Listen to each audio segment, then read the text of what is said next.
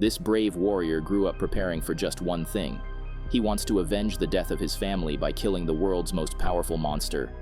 But during his journey, he meets a girl that gives him a new purpose in life. Long time ago, the people and the fairies lived together in a beautiful land called Divnozem. It is ruled by a wise and just prince named Volodar. He also has a younger brother named Beloyar, who is a brave and skilled warrior. In Divnozem, there is sacred oak on the other side of the river that hides a magical portal. It can lead to a place full of ancient evils, so the portal is guarded by the head of fairies, the mighty Liho. One day, a young warrior named Koschey appeared in the capital city of Divnozem, looking for an evil called the White Ghost. He also has a talking sword that helps him in searching the market. Suddenly, the sword feels a sudden cold. That's a sign of White Ghost's presence. Koschey asks the sword to lead the way, and he runs through the market like crazy. After a while, they reach the circus, and the sword believes the White Ghost is inside. The place is fully packed with audience, and big names like the prince and Liho are also there. The final performance is given by a gorgeous fairy that shocks everyone with her magical spells. Liho appreciates her talent and grants her a rare pot, but suddenly, the pot explodes, and the creepy White Ghost appears out of nowhere. The audience starts running away to save their lives, but Koschey gets ready to fight the ghost. Prince Volodar also gets up to defend his kingdom, but his brother Beloyar steps forward to handle this matter. Koschey hangs on a rope to attack the ghost, but the evil ghost aims for the prince. He ignores everyone else and attacks Volodar with all his might. Poor Volodar turns into an ice statue while the White Ghost escapes the city. Beloyar gets really depressed and suspects Liho because the ghost appeared as he threw the pot. However, Liho has left the circus already. He breaks into the palace to steal a magical key and hides it inside his chest. The royal guards arrive to capture Liho, but he voluntarily let himself get arrested. He is tortured in the dungeon for days but doesn't reveal where he has hidden the key. Liho only trusts the circus girl named May Dryad. He uses his raven to send a message to May and asks for help. May immediately prepares to meet Liho, but her younger brother Bao wants to follow her too. After reaching the dungeon, May asks Bao to hide in a corner while she goes to the upper floor where Liho is kept. He reveals that the world is in great danger, and this key is the magical key of oblivion that must be guarded by a fairy. Liho chooses May for this task and asks her to run away from the city. Meanwhile, Bao notices another prisoner who is a special kind of fairy called a waterman. He requests the boy to help him escape by stealing the prison key. Bao loves adventures and immediately agrees to help the waterman. As the key is on a high spot, Bao climbs on sticks, but he loses his balance and falls down. May rushes to help her brother, but he has already caused a mess. Bao succeeds in getting the key, but the noise causes the security guard to wake up. He tries to catch Bao, but the boy uses a special spell to transform into a panda. The guard assumes it's a dream, so May decides to put him back to sleep.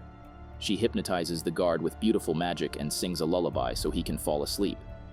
Before escaping through the well, the waterman promises to help Bao any time to return the favor.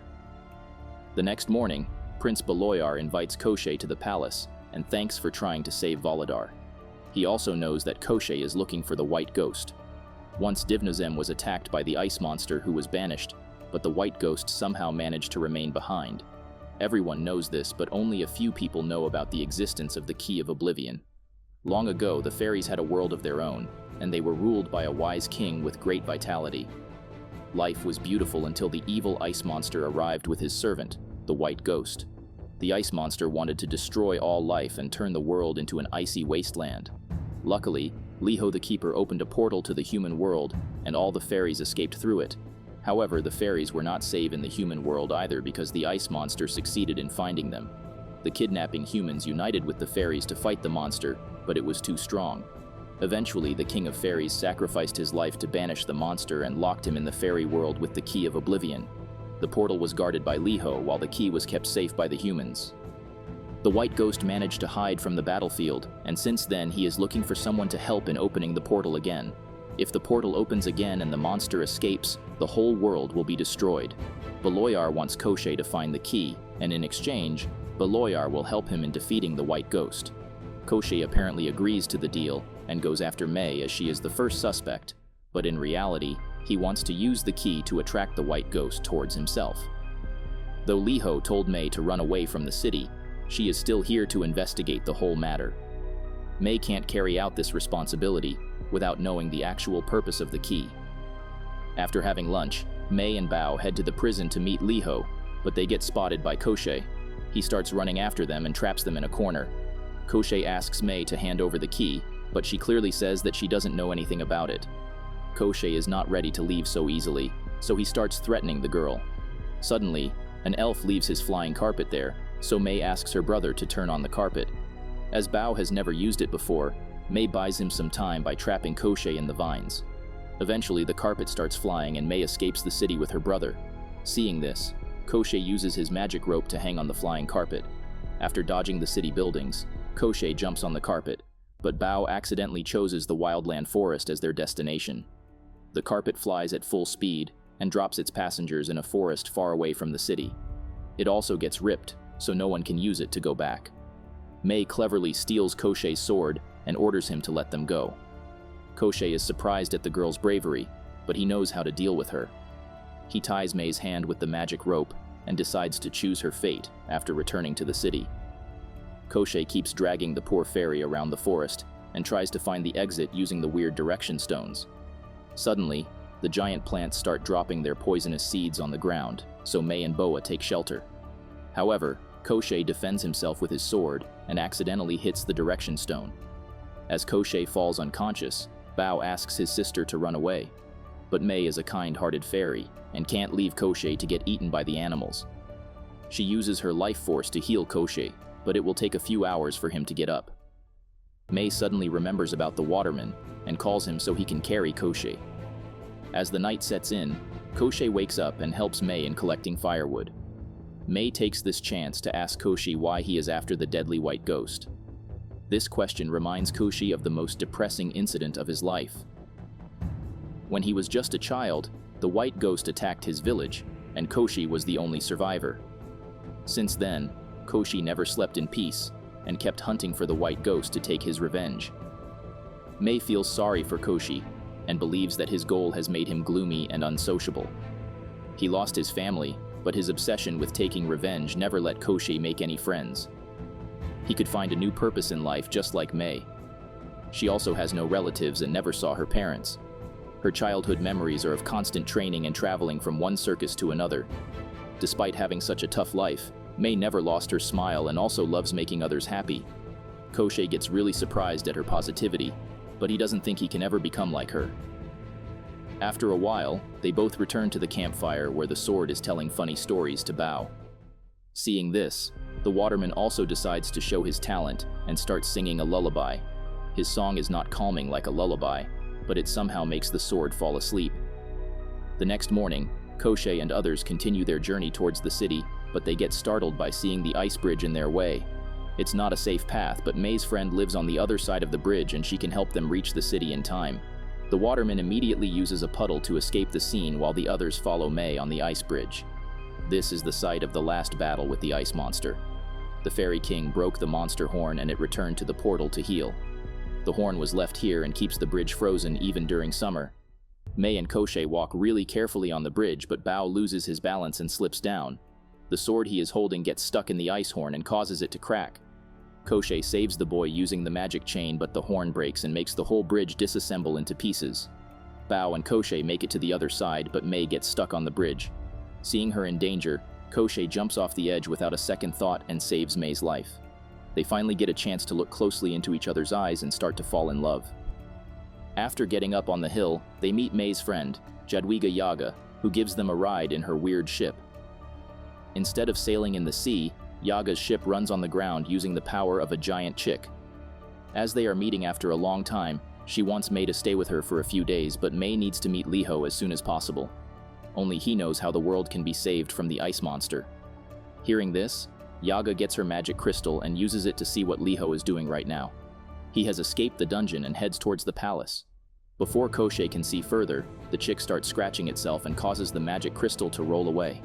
It falls into the food hole and the chick swallows it in seconds. Koschey doesn't want to see more anyway. He believes Liho is heading to the palace to steal the key of oblivion from Prince Beloyar. The ship will take too long to reach the city, so Koschey requests Yaga for an alternate carrier. Yaga immediately brings her heavenly chariot that can fly to the city in just minutes. As it has limited space, Bao stays behind with Yaga and looks forward to reaching the city tonight. While traveling with Koschey, Mei realizes her increasing affection for him and feels bad for lying about the key. She asks Koschey what he's going to do with the key, but Koschey clearly says that he will use it to lure the white ghost. Mei can't risk the safety of the key, because if the white ghost will succeed in taking it away, he will open the portal and bring back the ice monster. Meanwhile, Liho breaks in the palace and attacks Prince Bullied. Luckily, Koschey reaches there in time and kicks away Liho. He is ready to fight, but gets really shocked on seeing Mei pulling out the key of oblivion. She apologizes for lying and hands over the key to Liho. Bullied makes fun of Koschey's stupidity and calls him an idiot for trusting a stranger. Koschey gets really angry and jumps towards Liho. They break through the window and falls in the basement. Before Koschey can snatch the key to oblivion, the sword alerts him about the arrival of the white ghost. It attacks Liho in one blow and flies away again. Koschey tries to follow the white ghost, but Liho stops him to reveal a big secret. Before turning into an ice statue, Liho tells Koschey that Mei is not an ordinary girl, but a princess. She's the only daughter of the King of Fairies. Before the battle with the ice monster, the king tasked Liho to take care of Mei and the key of oblivion.